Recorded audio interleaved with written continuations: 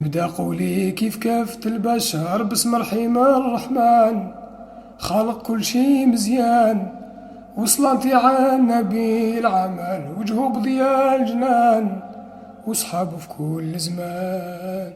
يا بنت السلطان انا خديم وانتي صحبك بالشان، بيني وبينك بيبان، زهر الدفلة في الكون قايمة، زينك شحال يبان، مرار وعذاب شبان، لسانك كله فواح بالعطر والباسك كله الوان، ثبتيني بعنان فقري رسمو ليداك الزهر، كيف بلغك بمكان كله جند وجدران.